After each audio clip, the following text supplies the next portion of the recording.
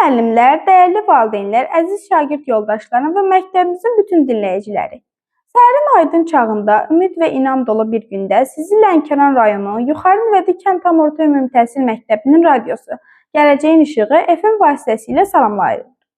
Mən məktəbimizin 7B sinif şagirdi Əliyeva Nuray bugün 7 aprel Ümumdünya Sağlamlıq Günü münasibətilə efirdəyəm.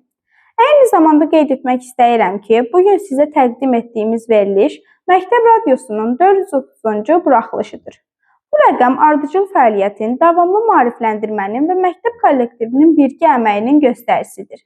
Bugünkü buraxılışımız insan həyatının ən ali dəyərinə, sağlamlığa həsr olunur. Ümumdünya Sağlamlıq Günü hər il 7 aprel tarixində qeyd olunur.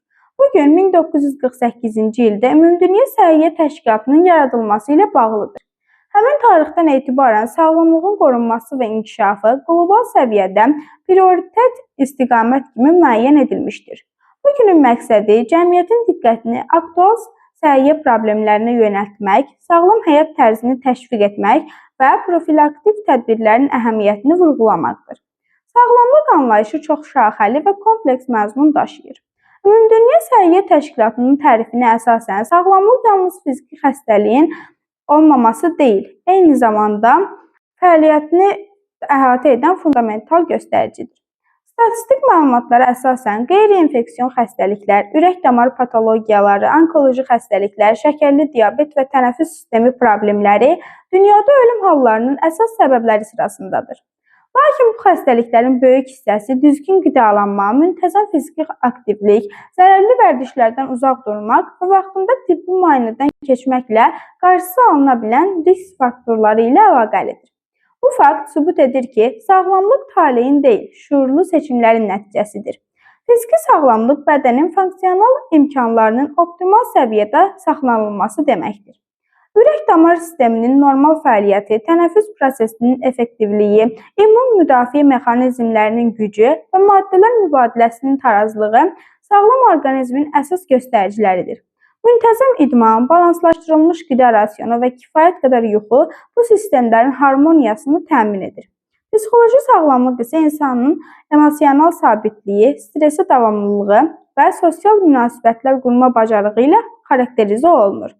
Müasir dövrdə sürətli həyat tempi, informasiya yüklənməsi və sosial məsuliyyətlər gənclərin psixoloji vəziyyətinə təsir göstərə bilər.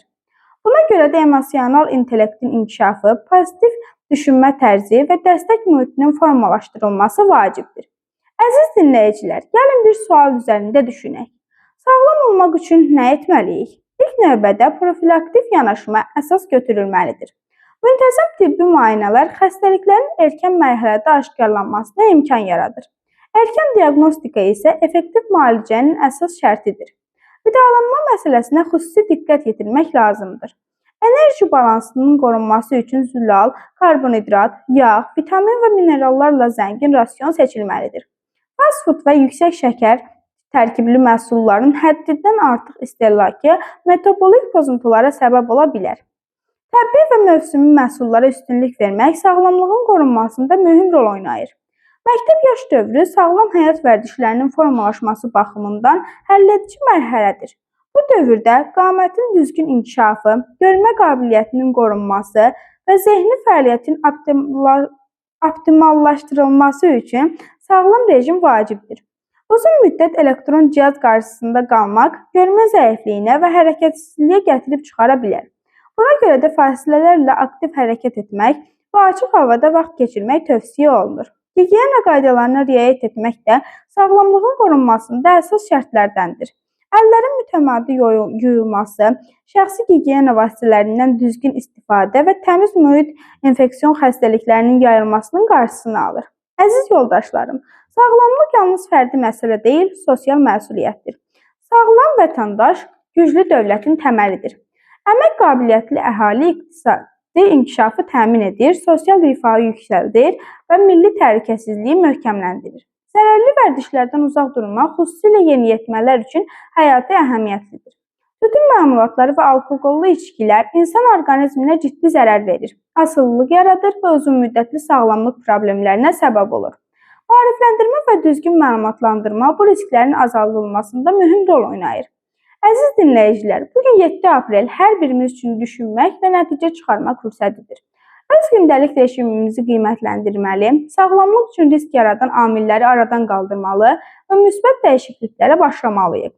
Mən məktəbimizin 7 və sinif şagirdi Əliyeva Nuray 430-cu buraxılışımızda sizi sağlam həyat tərzini həyat prinsipinə çevirməyə dəvət edirəm. Yəni fiziki və psixoloji sağlamlığımızı qoruyaq, gələcəyə sağlam addımlarla irəliləyək. Gələcəyin İşığı FM radiosunun bugünkü buraxılışı burada yekunlaşır. Qoy hər yeni gün bizə sağlamlıq, güc və inam gətirsin. Diqqətinizə görə təşəkkür edirəm. Sağlam qalın və növbəti efirlərdə görüşənədək.